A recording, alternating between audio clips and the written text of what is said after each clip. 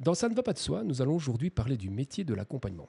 Non pas de manière exhaustive, bien entendu, mais en explorant quelques aspects qui gravitent autour de cette fonction, telle qu'elle se vit au sein d'un service d'accompagnement pour enfants et adolescents touchés par le handicap. Ce métier est souvent mal connu, parfois réduit à des clichés. Aujourd'hui, nous tenterons d'en approcher quelque peu sa richesse, sa complexité, sa diversité, mais aussi de son humanité. Alors, pour en témoigner et en discuter avec moi, j'ai le plaisir d'accueillir deux collègues travaillant au service Horizon. Gradiela Lorette, bonjour Gradiela. Bonjour Tonino. Brigitte Decelier, bonjour Brigitte. Bonjour.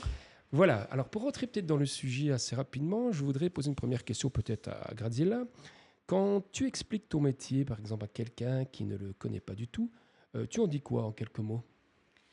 D'abord, je dis que je suis éducatrice. Je pense que ça, c'est important. Je dis que je travaille dans un service d'accompagnement avec des enfants. Alors, la question, c'est toujours, ah, et ça se trouve où? Parce qu'à Soigny, ben voilà, c'est pas connu, c'est surprenant, mais c'est une réalité. Donc, d'abord, je donne l'adresse.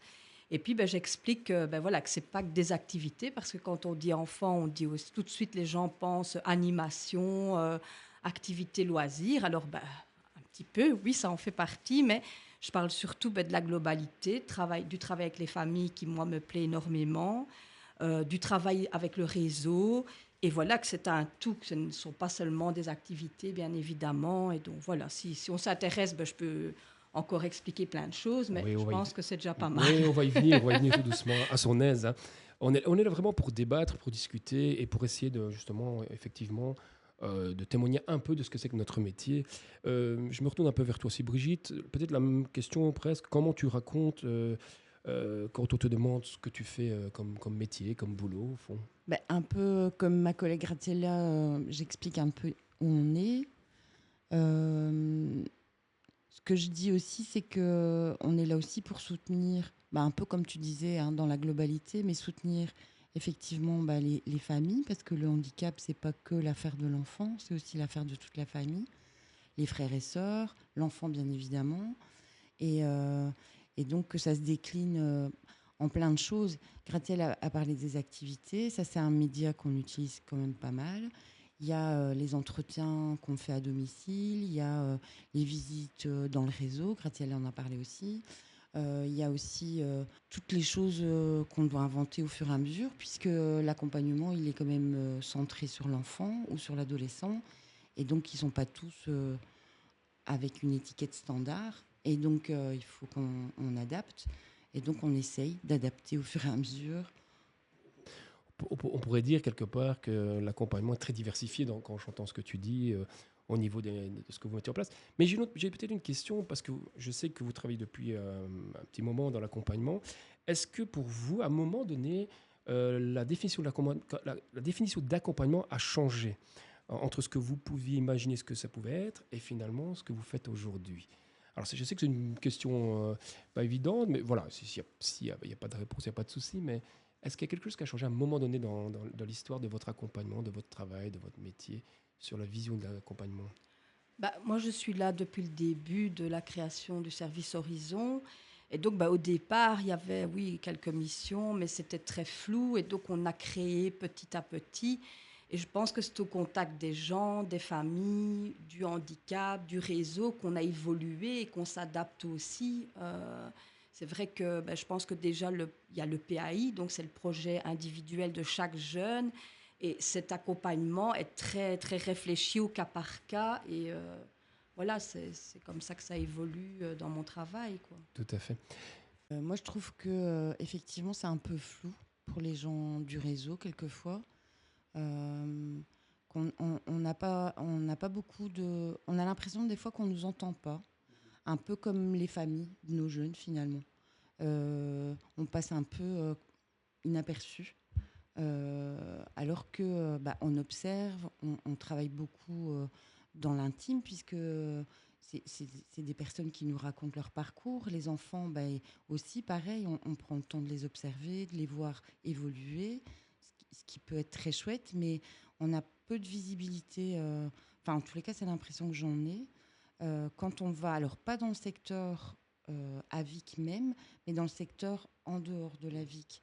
On va dans une école, voilà, on est là, mais finalement, on se demande si les jeunes sont suivis, on nous rappelle après au téléphone pour nous le demander, enfin, alors que les collègues sont allés. Si c'est, par exemple, le réseau, ils nous téléphonent, mais à chaque fois, on a l'impression qu'on doit faire beaucoup d'efforts pour pouvoir travailler ensemble. Et, et tout ce qui est du côté du soin aussi, on n'est pas fort écouté, alors que je trouve que c'est un métier qui est très basé sur l'observation et pas sur le diagnostic aussi. Donc, mais en même temps, l'observation peut venir nourrir des choses et ça, on ne nous écoute pas. Alors j'aurais envie de poser une question par rapport à cela. Qu'est-ce que vous faites de ces observations? Est-ce que votre service, c'est un service qui se contente d'observer ou est-ce que ça va bien plus loin? Et est-ce que c'est peut-être pas là la complexité du travail parfois qui est compliquée pour expliquer aux gens, en tout cas pour comprendre ce que vous faites? Les différentes observations peuvent servir de base au travail avec les familles, avec le réseau. On peut faire des hypothèses par rapport au PAI et justement créer des objectifs pour l'enfant, pour la famille. Maintenant, voilà, il faut respecter le rythme de chacun, des parents, de l'enfant. Et donc, parfois, nous, on a observé certaines choses, mais on laisse un peu de côté, on n'oublie pas, on les note. Et puis, voilà, au fur et à mesure du temps, on va pouvoir affiner notre travail et être plus précis dans ce qu'on peut apporter à la famille, aux jeunes, si c'est possible en lien avec le réseau, avec toutes les personnes qui entourent l'enfant. Ça a plus de sens. Tout à fait. On reviendra après sur le PAI parce que je pense qu'il y a des gens qui ne connaissent pas du tout ce que c'est qu'un PAI. Mais avant ça, j'aimerais bien vous poser une petite question. Une autre question qui est plutôt par rapport, qui est un peu plus personnelle. Qu'est-ce qui vous a donné envie de travailler dans le social au fond à l'origine? Et surtout, qu'est-ce qui vous a maintenu dans ce métier? Parce qu'on sait bien qu'il y a des gens qui commencent mais qui ne terminent pas dans le social. Et à l'inverse, il y a des gens qui commencent dans un autre secteur et puis arrivent dans le social. Après plusieurs années, parfois, dans des conditions pas toujours faciles. Alors, quelle est l'origine de de votre métier, enfin, en tout cas, d'avoir fait le pas dans un métier social? Je ne sais pas qui veut répondre, une de vous deux, qui veut commencer? Moi, je vais bien commencer. Ça a commencé très jeune parce que je pense que déjà petite, j'avais envie de m'occuper des autres, des enfants en particulier, mais après, voilà, ça a évolué, des adultes, des enfants, je ne savais pas trop. En tout cas, ce qui est clair, c'est que je voulais travailler la relation parce que j'ai pensé institutrice. Puis je me suis dit, non, avec les enfants, j'ai envie de travailler autrement. Donc ça a été un petit peu ma réflexion. Puis j'avais un frère aîné qui était éducateur et avec qui j'ai partagé certains séjours avec des personnes adultes. Et là, je me suis dit, oui, il n'y a pas photo, c'est ça que tu feras. Et donc voilà, j'ai quelque chose... J'adore ça, m'occuper des gens, les écouter. Et voilà, j'ai choisi, j'ai directement été dans les études qui correspondaient à mes attentes. Et voilà. Tout à fait. Donc, toi, c'est quelque chose qui était déjà bien avant. Exactement. Enfin, ça remonte, en tout cas. Voilà, ça remonte loin. Tout à fait. Et toi, Brigitte, par rapport à ton parcours, est-ce que c'est aussi à l'origine quelque chose que tu avais prévu ou bien... Alors, un peu comme Gratte-Ciel, moi, j'ai fait pas mal de camps où j'accompagnais des jeunes, mais en vacances. Donc ça, c'était plutôt sympathique. Et quand j'ai choisi de faire mes études, il y avait deux choses qui me motivaient le plus. C'était mon sentiment d'injustice, qu'il fallait que je travaille et que je travaille avec les autres, puisque je voyais qu'il y avait beaucoup de gens qui étaient victimes d'injustice. Et alors, il y avait... Tu parlais de relations, Graziella, et il y avait comme ça plein de choses où je me disais, tiens, c'est bizarre, les gens, ils se comprennent pas, en fait. Quand ils se parlent, ils se comprennent pas. Et donc, du coup, voilà, c'est comme ça que j'ai d'abord commencé psycho, mais ça n'a pas eu l'effet escompté. Donc, j'ai pris assistante sociale parce que je trouvais que c'était plus proche du terrain, en tous les cas, ce que je pensais à la base. Et puis... Et donc, j'ai d'abord commencé dans l'aide à la jeunesse, parce que là, les notions d'injustice, elles me semblaient très flagrantes. Et puis, avec plein de symptômes, la maltraitance, des choses comme ça. Et quand je suis arrivée dans le secteur du handicap, alors, ce n'était pas un accident du tout, mais c'était avec beaucoup de... Comment je vais dire ? Pas des craintes, mais de me dire, tiens, c'est des enfants différents, comment je vais faire ? avec ces enfants-là pour pouvoir continuer à travailler ce que je connaissais avant. Et finalement, ils m'ont appris plein de choses, notamment au niveau du temps qui passe. Enfin, j'ai eu plus de mal, moi, à m'adapter à leur temps parce que ça allait jamais assez vite pour moi et pour eux, c'était très bien. Donc, il a fallu que je m'adapte et que je me réadapte. Et au niveau des familles, ce que j'avais pas bien perçu avant d'arriver dans le secteur, c'est toute la notion du fait de l'annonce un peu. Quand on a lu Scorso sur le miroir brisé, c'était vraiment quelque chose où je me dis, mais finalement, pour tout, on est devant des annonces et en étant adulte, on n'est peut-être pas forcément... on réagit pas forcément de manière adéquate parce qu'on est bouleversé, parce qu'on est chamboulé, parce qu'on n'avait pas prévu, plein de choses comme ça. Et donc là, ça m'a donné encore plus envie de travailler avec des parents qui étaient bouleversés, même si les parents que je rencontrais avant étaient tout autant bouleversants et bouleversés. Mais c'était une suite, en fait. Et, euh, et le handicap, ça m'a aussi permis de revenir plus proche, en fait, dans ma relation avec les gens. Puisque dans mon autre travail, je m'en éloignais sans m'en rendre compte, parce qu'il y avait plein de choses, il y avait plein d'administratifs. Enfin, voilà, j'étais un peu envahie par plein de choses. Que grâce au travail d'accompagnement, moi, ça m'a permis de me recentrer justement sur le lien avec les personnes. Alors, je dis pas qu'on ne travaille pas l'administratif, hein, c'est pas ça, mais c'est pas du tout de la même manière. Et ça sert plus à la situation que l'inverse.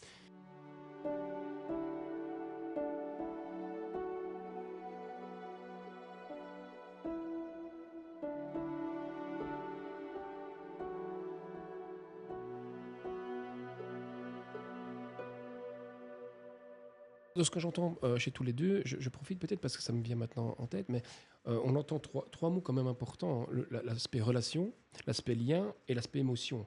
Est-ce qu'on peut dire que dans votre métier, ces trois aspects sont au fondement finalement du travail que vous faites avec les familles, avec les jeunes? Je pense parce qu'on a un métier où d'abord on tisse le lien. Je pense que ça c'est la première chose qu'on fait. On tisse le lien avec la famille, avec l'enfant. Et puis on recueille leur vécu, leurs émotions, leurs ressentis, leurs fragilités. Et puis nous, notre rôle aussi, c'est de leur montrer leurs compétences. Et donc, moi, c'est ce qui me plaît le plus, c'est que je trouve chez les parents une force, une énergie tout au fond d'eux qui parfois, c'est pas le moment, c'est très, très douloureux, très compliqué. Et nous, on est un peu là en portage. Je pense que ça, c'est l'essentiel de notre travail. On porte bien sûr les jeunes, mais on porte aussi les familles. Et donc, oui, les émotions, je pense que nous-mêmes, intervenants, euh, on est en plein dedans. Enfin, je veux dire, quand on a beaucoup d'empathie, je pense que l'empathie, pour moi, c'est essentiel pour faire ce métier-là. Et on vit les émotions avec les gens. C'est ça qui est Tout à fait. riche. Et ce que tu me dis, je pense à ce que tu venais juste de dire aussi, Brigitte, j'avais l'impression que tu parlais d'appréhension au départ quand tu arrivais dans le secteur du handicap. Mais est-ce que l'appréhension quand on travaille avec le handicap, c'est pas justement dans les deux sens, c'est-à-dire quelles sont mes compétences pour pouvoir travailler avec des personnes handicap, surtout si notre métier c'est quelque chose de très large, on touche à tout type de handicap, on est plutôt généraliste, on n'est pas spécialiste, pardon. Est-ce que finalement c'est pas quelque part cette sorte d'appréhension à la fois comment est-ce que je vais être compétent par rapport à l'autre, mais aussi quelles sont les compétences de ce qui est en face de moi pour pouvoir travailler dans l'accompagnement. Je ne sais pas si ça t'éveille quelque chose Si, quand je ça dis ça. m'éveille quelque chose parce que quand je parlais d'appréhension, pardon, c'était plus une manière de m'inquiéter, de porter attention à comment ça allait se passer avec l'autre. Et dans le même temps, je voyais bien que eux, pareil, avec quelqu'un qu'ils ne connaissent pas, ils n'ont pas forcément d'a priori. Et donc, comme tu disais, c'est tisser quelque chose finalement de singulier avec une personne et d'être attentif et porter des points d'attention. Graziella, elle parlait de portage. Ça, c'est vraiment essentiel. Et il y a ça, découvrir la compétence des familles. Alors ça m'est apparu. Alors, je connaissais déjà Concept ce concept. Biggie-Oslows, notamment. Ouais, mais c'est venu encore plus m'interpeller parce que finalement, sont des parents. Effectivement, ils peuvent être dans des situations voilà, où c'est très compliqué, mais en même temps, ils donnent comme ça des petites pistes, comment ils font avec leur enfant, comment ils ont pu inventer un jeu ou bien faire des choses qui finalement sont assez riches et ça démontre aussi de leur capacité à pouvoir faire face. Enfin, je veux dire, ils sont toujours là, debout, ils aiment leur enfant. Enfin, il n'y a pas de raison qu'ils ne soient pas soutenus par rapport à ce qu'ils vivent. Et oui, effectivement, je suis assez d'accord avec toi. L'empathie, c'est... on ne se pose pas toujours la question dans ces termes-là, mais c'est vrai que si on n'est pas... euh, alors, on l'utilise dans plein de choses, l'empathie, mais c'est effectivement être sensible, pas forcément sensible dans le sens où on va pleurer avec eux, mais c'est d'être sensible à ce qu'ils nous en disent et finalement de pouvoir porter leurs paroles aussi, parce que, et même les enfants, je veux dire, il y a des enfants, je pense au petit qu'on a vu qui vient et qui nous dit «Oh, mais moi je suis trisomique 29». Alors tout le monde a bien ri parce que c'était comique et je pense que lui, c'est important qu'il le dise comme ça parce que c'est comme ça qu'il grandit. Et en même temps, il était solaire, cet enfant. Donc, c'est quelque chose il a chez lui et qu'il faudra sûrement qu'il puisse continuer à travailler pour, voilà, Tout à fait. pour lisser un peu les difficultés qui pourraient arriver. Pour essayer peut-être de faire comprendre aux auditeurs qui ne connaissent pas notre métier, est-ce que vous avez l'un ou l'autre exemple qui vous viennent comme ça en tête sur la manière dont on porte la parole de l'enfant, on porte la parole de la famille et vers qui et pour quelles raisons à certains moments? Est-ce que vous avez l'une ou l'autre voilà, exemple qui peut... Moi, je ne sais pas si c'est un exemple, mais j'ai envie de parler que c'est un partage. Enfin, la famille, elle est au cœur du projet. C'est pas, on n'est pas nous les experts à leur donner des conseils, pas du tout. Enfin, on fait émerger chez eux leurs compétences et c'est ça qui est important. Et quelquefois, voilà, il y a un exemple, une maman un peu dépassée, je veux dire, par rapport à ses 3 enfants et qui me demande, tu peux m'accompagner dans une activité et avoir un esprit un peu d'observation et critique. Elle me demandait, mais bon, voilà, c'était pas le but, mais de ce qui se passe pour me donner des clés, pour m'aider. Et finalement, cette maman, elle avait déjà toutes les clés nécessaires, mais juste le fait de le dire, de le reconnaître, je pense que ça peut aider les gens, juste de dire, vous savez, vous faites bien les choses.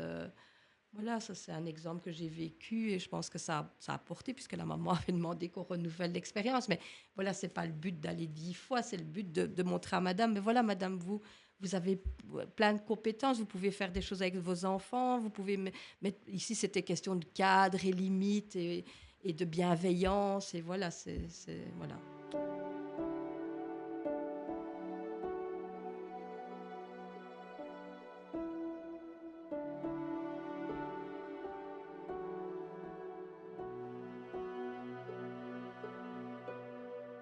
Ouais, vous travaillez donc avec les préoccupations du moment aussi des familles, si j'entends bien, ou des jeunes qui peuvent amener.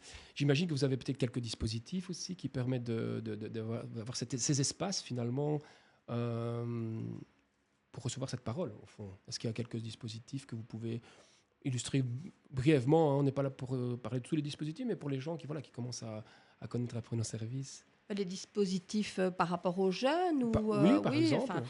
on fait régulièrement des entretiens. Enfin, pour moi, ça c'est un dispositif. Alors parfois on le fait au domicile et puis parfois ici au service. On peut faire des dispositifs collectifs pour les jeunes justement pour travailler le lien à l'autre et puis observer, comme on le disait tout à l'heure, les besoins de chacun et pouvoir transmettre, par exemple dans une école, si une institutrice se pose des questions par rapport à un enfant, à ses comportements, dans nos observations, on peut faire écho de certains besoins du jeune et de l'enfant. Et voilà, enfin, les dispositifs, ça peut être du djembé, ça peut être... on les crée au fur et à mesure et c'est momentané. C'est pas qu'on va faire du djembé pendant une année, mais voilà, à un moment donné, ça peut apporter à... je ne sais pas moi, 4-5 jeunes, ça va apporter plein de choses, on le met en place et puis ça s'arrête. Il y a le dispositif théâtre. Enfin, Je pense on met beaucoup de choses en place et je pense qu'on est quand même assez créatif. Je regarde ma collègue, on peut le dire. Tout à Voilà. fait. Bah, donc ça veut dire que, quelque part que l'accompagnement demande justement à faire appel à la créativité. C'est pas quelque chose où le matin on arrive, on sait déjà comment ça va se passer, ce qu'on va faire chaque jour de la semaine. Non, et on C'est- s'adapte à chaque Ouais, jeune et tout à à fait. chaque... voilà, c'est toujours une recherche de ce qui va apporter le plus à l'enfant, apporter le plus à la famille. Et puis, ben voilà, parfois on se trompe et donc on arrête certains dispositifs et on réfléchit à d'autres. Et c'est ça qui est riche dans notre travail et intéressant. Riche et très variable. Oui. Mais justement, vous parlez de jeunes, vous parlez de famille, mais concrètement, finalement, à qui s'adresse votre service? Qui sont les personnes que vous accompagnez? Ce sont tout jeunes ou bien voilà, ou des jeunes particuliers ou des jeunes qui ont une certaine reconnaissance? Bah, en fait, c'est des jeunes, donc à partir de 8 ans. 6 ans avant, je pense. 6 c'est ans ça. avant, ouais. Souvent, ils arrivent à 8 ans avec Ouais, l'aide précoce. Hein, avec souvent. le service d'aide précoce. Puis on peut les accompagner jusque maximum 20 ans, mais ça s'arrête un peu avant. Enfin, ça s'arrête. C'est pas une question d'arrêter, c'est une question de transmettre effectivement ou vers des services adultes ou terminer les choses correctement. Euh, et donc, ils ont une reconnaissance au niveau de la VIC, puisque on a besoin d'un accord pour pouvoir travailler avec eux, et surtout avec leur famille, puisqu'ils sont mineurs quand ils arrivent. Et donc, on a besoin effectivement de pouvoir approcher les familles, mais on a aussi besoin d'avoir accès aux jeunes. Donc, on ne pourrait pas travailler, par exemple, avec un enfant de 8 ans sans jamais voir les parents. Parce que c'est un système, la famille. Donc, fatalement, on a besoin de pouvoir travailler comme ça ensemble et que le jeune puisse avoir aussi son moment à lui. Parce que il peut quelquefois exprimer des choses différentes ou il est dans des attentes différentes que ses parents, ce qui est un peu logique en soi.